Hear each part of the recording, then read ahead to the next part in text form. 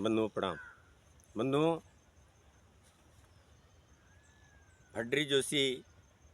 एक कृषक जीवन यापन करने वाले में कृषक थे, लेकिन वे जो कुछ भी लिखते थे अपने दैनिक जीवन में जो यूज करते थे, यानी जिसको प्रयोजन में लाते थे और जो उसका परिणाम आता था, उन्हीं परिणामों को समाज के सामने रखा करते थे। वैसे भड्री जी कोई ज्योतिष शास्त्र पढ़े नहीं थे, लेकिन अपने दैनिक जीवन में जो भी प्रयोग करते थे और जो उसका प्रभाव आता था, उसी प्रभाव को समाज के सामने में रखा करते थे। तो वैसे हम पिछले वीडियो में आप लोगों को भड्री जोशी द्वारा लिखित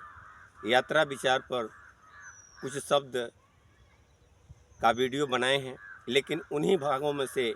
ये दूसरा भाग है जो भड्री जी लिखते हैं कि यात्रा करते समय अगर छींक आती है तो छींक का क्या विचार होता है। इस पर भड्री जी लिखते हैं। उन्हीं बातों को आप लोगों से कहनी है, आप लोगों के चरणों में सादर समर्पित करनी है। तो आइए हम छींक के विषय में भड्री जी क्या कहते हैं कि यानी जब व्यक्ति कहीं यात्रा करता है और छींक आता है तो उसका क्या प्रभाव पड़ता है। इसी बात को भड्री जी कहते हैं कि ऊंचे छींक माँ सुखकारी, नीचे छींक माँ भयकारी, दाहिने छींक धन्य को नासे, बावें छींक सदा सुख प्रकाशे, अपनी छींक राम बन गयो, सीता हरण परम दुख भयो। यानी भड्री जी का कहना है कि अगर हम कहीं यात्रा करते हैं और यात्रा करते समय अगर हमारी छींक आती है और वह छींक बहुत ऊंचे आवाज़ में हो, अगर ऊंचे आवाज़ में अगर छींक आती है तो समझ लेनी चाहिए कि वह यात्रा सिद्ध हो जाएगा, यानी बन जाएगा, सफल हो जाएगा। अगर छींक यात्रा करते समय आती हो लेकिन वह छोटी छींक हो तो ये समझ लेनी चाहिए कि यह यात्रा नहीं करनी चाहिए और जिस कार्य या प्रयोजन के लिए आप जा रहे हैं वह प्रयोजन आपका सफल नहीं होगा। दूसरी बात कहते हैं कि दाहिने छींक धन्य को नासे, यानी दाहिने तरफ, यानी जो लोग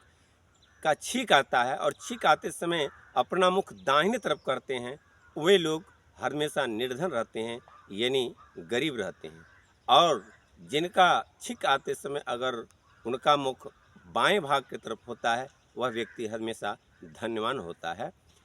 और उदाहरण देते हुए भड्री जोशी कहते हैं कि राम में, भगवान श्री राम में यही अवगुण था कि वे जब छींका करते थे तो हमेशा मुंह अपना दाहिने किया करते थे। तो इसी वजह से भगवान राम को भी वह दुख सहनी पड़ी, यानी अपनी छींक राम बन गए, अपने छींक के प्रभाव से भगवान राम को बन जाना पड़ा और नाना प्रकार के दुख का सहन करना पड़ा। तो बंधुओं, इसी के साथ आप लोगों को बहुत बहुत प्रणाम करते हुए यह हम आप लोगों से अभिलाषा रखेंगे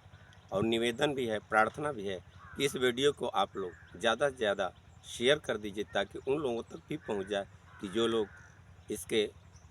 विषय में नहीं जानते हैं। इसी के साथ आप लोगों से फिर एक निवेदन है कि इस वीडियो को सब्सक्राइब ज़रूर कर दीजिए, शेयर भी कर दीजिए और अपना कमेंट ज़रूर दीजिए बंधु, क्योंकि कमेंट आप लोगों का हम लोगों को एक मार्गदर्शक होता है, यानी साहस मिलता है, प्रेरणा मिलती है। तो इसी के साथ आप लोगों को धन्यवाद करते हुए बहुत बहुत आपके चरणों में प्रणाम।